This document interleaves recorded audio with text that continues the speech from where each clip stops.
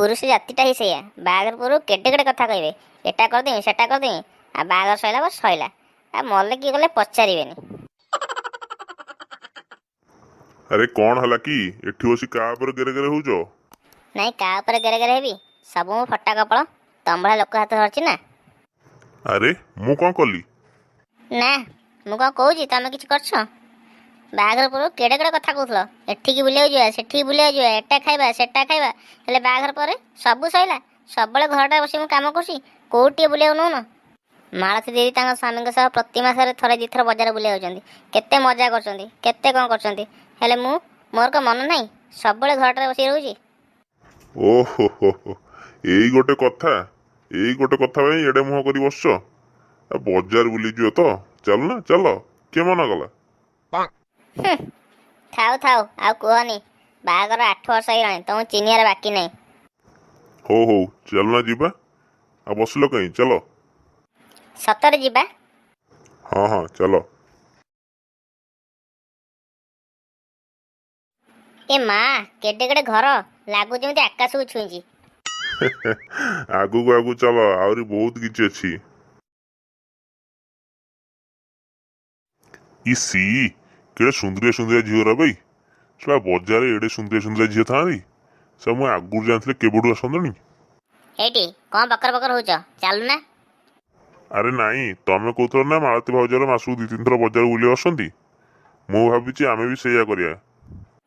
तमें सत कहूच अरे मु कौन केबे मिछ कहे इस हे प्रभु सब जंग सुंदर झील कौन सहर में जन्म कर देइछो। हेटी सेठी ठिया कौन करछ आसुना। हाँ जाउची चलो चलो आहरी बहुत सुंदर सुंदर जिनस अच्छी देखिबा हे देखो देखो ट्रेन जाउची। ए चलो चलो से ट्रेन टे बसिया कुआ से ड्राइवर टे ट्रेन रखियो चलो टे जल्दी। अरे हुंडी एटा कौन बस ହେଇची जोठी हाथ छाड़ देमी सेठ रही जीवो एटा ट्रेन है ता स्टेशन ने खाली रहिबो।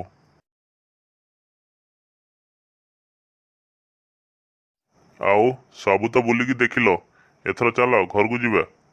कौन हला मु एतले जाई किछि खाइनी घर को जीवा कथा कहलनी आगो गोटे भल होटल जाई पेटे खाइबी तापर जाई घर को जीवा। अच्छा हो चलो ये देखिलो एटा केते बड़ होटल टे कि बढ़िया देखा जाउची चल ना ये होटल को जीवा।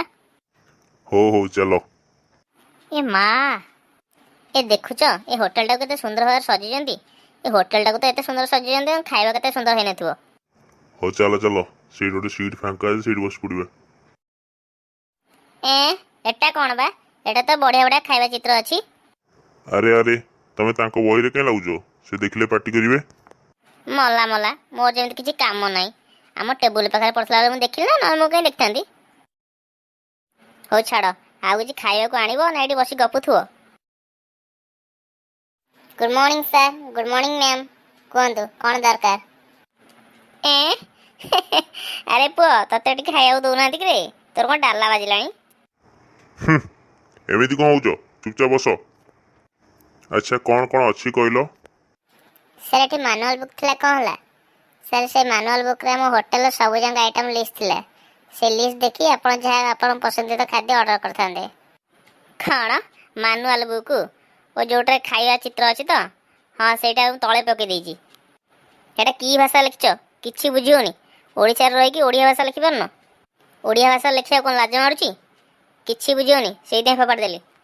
सॉरी मैम ठीक अछि एथ ओडिया भाषा रे मैनुअल बुक करिवो। हो ठीक अछि छाड़ो अरे चिकन थाली दिरा ने आसीबो। Okay sir. अरे सुनो हाँ सर कोंतु। अच्छा चिकन थालीटा केते टका नउचो? सर 300 टंका। कौन चिकन थाली 300 टंका हेबे टका आमे को केबे खाइनु 80 टंका रे जहा को जेते कहला 300 टंका। सर एटा हमर जाजपुर सबडो नामी दामी रेस्टोरेंट मधर सबडो नंबर 1 रेस्टोरेंट एठी हमर सबडो टॉप क्वालिटी खाद्य करा जाय एठी हमर जहा भी खाइबे सब एक नंबर जिंस पाइबे किछि भेजाल पाइबेनी। हे बे टका तमर कोन कुकुडाटा को ऑस्ट्रेलिया रो धरि के आनुचे कि सेति पे एत टंका गोटे प्लेट को 300 टंका माने दीटा प्लेट को 600 टंका 600 टंका रे हम मास जांको सौदा हो जिवो। बाहर होटल गांवली कुकुडाटा करछन सेति 80 टंका होजंदी तमर शहरे कुकुडाटा करछ सेति 300 टंका होछ ना। ए चलो चलो हमरा एटू खाइबार नहीं बाहर खाइ दे चलो ବଡ଼ ହୋଟେଲ ବୋଲି ଭଲ ଠକୁଛନ୍ତି ଆଉ। ଏ ଉଠବେ ଆଗରୁ।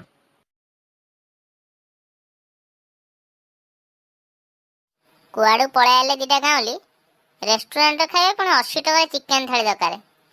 ଛେ ଏ ସହରିଆ ଲୋକରେ ଟାଉଟର ଭଲ ଲୋକଙ୍କ କତିରୁ ପଇସା ଠକୁଛନ୍ତି ଆଉ। କାଇଁ କଣ ହେଲା କି? ତମେ ତ ସବୁବେଳେ କୁହ ବଡ଼ ହୋଟେଲ ଯିବା, ବଡ଼ ମଲ୍ ସପିଂ କରିବା, ଛୋଟ ଦୋକାନ ତମ ପସନ୍ଦ ନୁହେଁ।